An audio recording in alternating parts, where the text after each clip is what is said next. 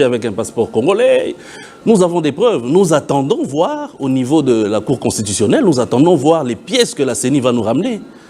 C'est ça, c'est tout ce qu'on peut dire. Nous attendons voir qu'est-ce qu'ils vont nous ramener comme pièces qui prouvent que M. Ndundo n'est pas congolais. Parce que nous avons tous les éléments possibles, nous avons toutes les pièces possibles. S'il s'avère qu'il n'est pas congolais, mais la nationalité congolaise est exclusive, pourquoi n'a-t-il pas renoncé à l'autre nationalité? Mais renoncer à quelle nationalité? Parce qu'il n'a que la nationalité congolaise. Il n'a que la nationalité congolaise. Je vous dis ici, madame, que M. Ndundo, pour aller en Belgique, a besoin d'un visa avec son passeport congolais. Donc, il a toujours sa nationalité congolaise. Et donc, pour nous, ce n'est pas un problème. Ça nous a simplement surpris, mais ce n'est pas un problème parce que nous savons que les choses sont tellement claires que ça va se décanter. Vous avez introduit un recours à la Cour constitutionnelle. Espérez-vous à une réponse positive en faveur de votre président, José Ndundo? Il est clair que la réponse ne peut être que positive sur base des éléments que nous avons. Nous sommes d'ailleurs curieux de voir, comme je l'ai dit ici, nous sommes curieux de voir qu'est-ce que la CENI va nous opposer comme document, parce qu'il n'y en a pas. Donc il est clair que la réponse ne sera que positive. Et si le contraire se passait, ça ne sera qu'un scandale. Ça sera scandaleux, parce que je n'imagine pas les éléments sur base desquels ils vont appuyer leur accusation. Parlez-nous un peu, à l'aise dire de vous, Maître Jerry Biongani. Vous êtes candidat à la députation nationale. Oui, je suis candidat à la députation nationale dans la circonscription de Lukunga, Kinshasa-Lukunga. Et donc, comme tout le monde le sait, Lukunga, c'est la partie de Kinshasa deuxième en termes de population. C'est une très grande circonscription et qui a aussi beaucoup de problèmes, parce que les gens, quand ils voient Lukunga, ils ne voient que le centre-ville. Hein. Alors que Lukunga est très grand, il y a des quartiers reculés où il se pose beaucoup de problèmes, surtout liés aux infrastructures. Et donc, nous nous battons pour que l'État puisse aussi regarder de ce côté-là.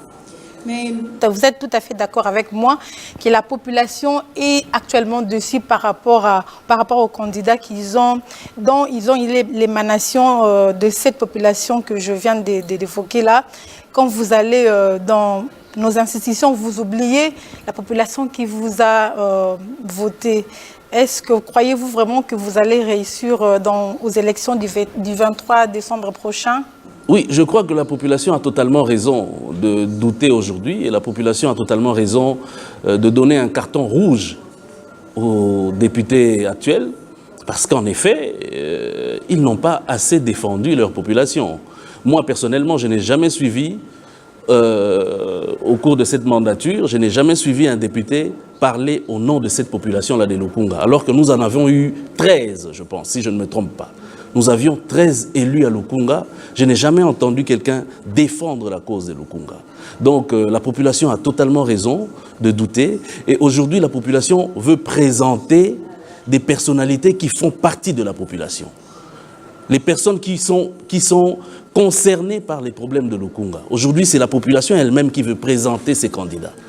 Voilà pourquoi nous appuyons à cette demande de la population et nous donnons en gage, si je peux le dire, nous donnons en gage pour répondre à ce besoin qui aujourd'hui est pressant.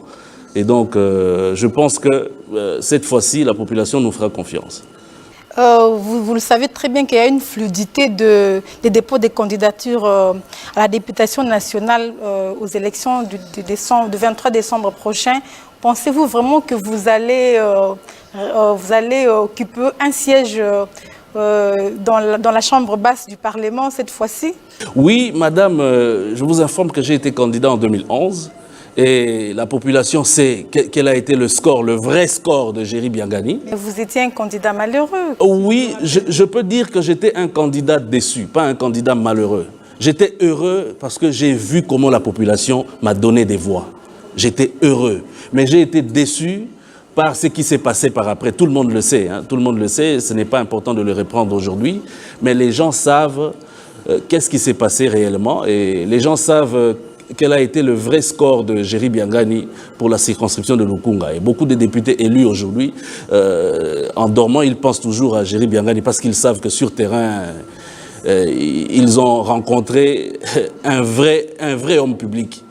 Et donc, cette fois-ci, nous avons encore amplifié nos relations avec la population. Cette fois-ci, nous sommes encore plus proches qu'avant. Cette fois-ci, nous avons compris au maximum les déshydratats de la population. Donc, nous savons que nous allons remporter. Et aujourd'hui, nous faisons partie d'une plateforme qui met tout le monde d'accord. Je parle du G7, qui met tout le monde d'accord. Je parle de Ensemble.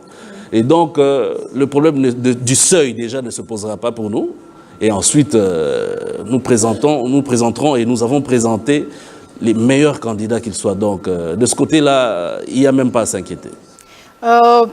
Quelle stratégie adopterez-vous cette fois-ci pour que vous ne soyez plus un candidat pas malheureux, mais décis comme vous venez de le dire, pour que vous ayez au moins gain de cause par rapport à votre candidat aux élections du 23 décembre prochain? Madame, je pense qu'à notre niveau, il n'y a pas de stratégie pour que vous ne soyez pas victime de la tricherie ou quoi. Je demande plutôt à la CENI d'adopter de nouvelles stratégies pour que ce soit les vrais élus qui passent.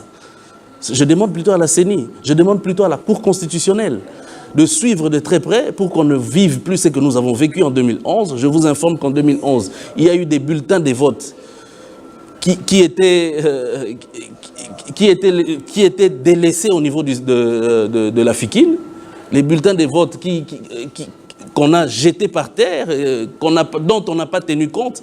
Je pense que cette fois-ci, la CENI doit être un peu plus regardant et prendre des dispositions pour que cela n'arrive plus. Je pense que la Cour constitutionnelle doit être plus regardant pour que ces histoires de tricherie et consorts n'arrivent plus. Et donc, nous faisons confiance aux structures spécialisées, que sont la CENI et la Cour constitutionnelle, et nous allons faire notre travail sur terrain. Voilà, c'est tout ce que nous pouvons espérer. Nous attendons voir le sérieux et de la CENI et de la Cour constitutionnelle. Moïse Katumbi a été empêché d'être candidat à la présidentielle du 23 décembre prochain, je le redis encore. Accepterez-vous, vous qui êtes secrétaire général du PDC, de soutenir un candidat commun à la présidentielle? Le problème du candidat commun, bien sûr. Oui, le problème du candidat commun de l'opposition, c'est un problème, d'ailleurs ce n'est pas un problème. Toute l'opposition aujourd'hui est unanime. Nous aurons un candidat unique, c'est clair. Mais le problème ne se pose pas à ce niveau, madame. Le problème, c'est que ce n'est pas au camp adverse de nous imposer ce candidat unique. Aujourd'hui, nous avons l'impression qu'on veut nous imposer un candidat unique. Nous aurons un candidat unique, mais c'est à nous de choisir. C'est tout ce que nous demandons. C'est à nous de choisir entre Moïse Katumbi, Félix Tshisekedi, Jean-Pierre Bemba, Vital Kamerhe, Martin Fayulu. C'est à nous de choisir. Il ne faut pas qu'on nous impose en éliminant les uns et pour nous laisser un seul candidat qui devra être le candidat unique de l'opposition. Donc nous sommes totalement ouverts. Notre président Moïse Katumbi l'a toujours dit, le président Félix Tshisekedi l'a toujours dit, le président Kamerhe l'a toujours dit, le président Fayulu l'a toujours dit, le président Jean-Pierre Bemba l'a toujours dit. Donc il y aura un candidat unique pour l'opposition, mais ça sera le candidat que nous-mêmes nous choisirons. On l'a toujours vécu ici en RDC, bien sûr, pendant les élections, que l'opposition va toujours en ordre dispersé. Est-ce que cette fois-ci, croyez-vous vraiment que l'opposition congolaise parlera un même langage pour la candidature unique? Oui, nous y croyons fermement. Nous y croyons fermement parce que nous nous sommes rendus compte des erreurs du passé. Et aujourd'hui, plus que jamais, nous sommes décidés à remporter ces élections. Donc, nous sommes conscients qu'en y allant par ordre dispersé, nous sommes perdants. Donc, toute l'opposition aujourd'hui regarde du même côté, nous parlons le même langage, mais nous exigeons que ce soit nous-mêmes les opposants qui puissions choisir notre candidat unique. On n'a pas besoin que l'équipe adverse puisse choisir pour nous. Écoutez, madame, je vous donne un exemple. Il y a V-Club et DCMP, et vous voyez le coach de V-Club commencer à à bloquer ou à empêcher les joueurs de DCMP de monter sur le terrain, vous n'allez pas continuer à jouer ce match-là. C'est à nous de choisir notre candidat unique. Ce n'est pas au pouvoir de choisir pour nous en éliminant certains candidats. Donc, nous demandons que tous ces candidats puissent participer aux élections et il y aura un moment où nous allons nous réunir, nous mettre en place et choisir notre candidat unique et aller aux élections. Maître ingénieur CGE, Jerry Byongani, vous êtes candidat à la députation nationale aux élections du 23 décembre prochain. Votre slogan, pourquoi on vous appelle Elongi Asika, Maëlle Asika? Je crois que c'est un concept qui m'a été imposé par la base. La base a trouvé qu'aujourd'hui, comme tout le monde le dit d'ailleurs, il faut un renouvellement de la classe politique. Il faut des nouvelles personnes. Mais nous sommes allés un peu au-delà. C'est vrai, on a besoin de nouvelles têtes, mais pas seulement de nouvelles têtes, mais de nouvelles intelligences, de nouvelles compétences. Voilà pourquoi la base m'a dit, vous êtes Elongi Asika, parce qu'on veut une nouvelle classe politique, mais ensuite Maëlle Asika, parce que c'est des nouvelles compétences qui doivent arriver pour arranger les choses, pour qu'aujourd'hui les choses aillent mieux que hier, mieux qu'aujourd'hui. Donc c'est un slogan que j'ai accepté, qui m'a été attribué par la base, et j'aimerais que la population retienne. Donc aujourd'hui, ce n'est pas seulement les nouvelles têtes, les nouveaux visages, mais aussi les nouvelles compétences. Donc Elongi Asika, Maëlle Asika. Vous êtes jeune. Et aussi, vous êtes le secrétaire général d'un grand parti politique, mais il y a un problème, nous le voyons maintenant à la CENI, l'invalidation des candidats qui ont double nationalité. Que dites-vous par rapport à ça? Donc, je crois qu'aujourd'hui, la Constitution est claire, la nationalité congolaise est exclusive. Avec le temps, je n'ai jamais été pour cette loi-là. Je n'ai jamais été pour cette loi, simplement parce que aujourd'hui, on veut donner l'impression, on veut faire voir à la population congolaise qu'avoir une double nationalité est une infraction. Non, il faut dire la vérité à la population. Avoir une double nationalité n'est pas une infraction. Je n'incite pas les gens à violer la Constitution. Pour l'instant, nous devons respecter la Constitution parce que c'est écrit. Mais je crois qu'il faudra, dans l'avenir, revoir cet élément-là. Dites-moi, madame, combien de nos compatriotes ont acquis des nationalités étrangères et veulent investir au pays?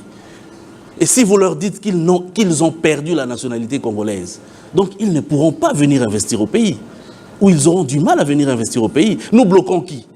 Nous bloquons le Congo. Donc je crois qu'il faudra, c'est pourquoi d'ailleurs il y a quelques années, il y a eu ce moratoire-là, qui suspendait un peu l'exécution au niveau de l'Assemblée, un peu partout, l'exécution de cette loi. Et aujourd'hui, subitement, on n'en parle plus. On ne parle plus du moratoire. Parce qu'on veut chercher l'époux sur la tête des opposants. Sur la tête des opposants. Mais il ne faut pas donner cette impression-là à la population. Il ne faut pas donner l'impression que ceux qui ont la double nationalité ont commis une infraction. Non. Non, je crois que c'est un avantage. Tous les pays aujourd'hui se développent parce qu'ils ont des binationaux. Donc, ce n'est pas une mauvaise chose, sauf que notre Constitution dit le contraire. Pour l'instant, nous devons respecter cette Constitution, mais je crois que nous devons évoluer. Dans l'avenir, nous devons évoluer pour permettre aux Congolais de mieux s'épanouir, pour permettre même qu'on puisse avoir un développement le plus tôt possible. Nous devons évoluer pour que le Congo soit vraiment un pays émergent. Merci à vous, Maître Jerry Byongani, d'être à l'invité de cet entretien. Bonne suite des programmes sur nos antennes.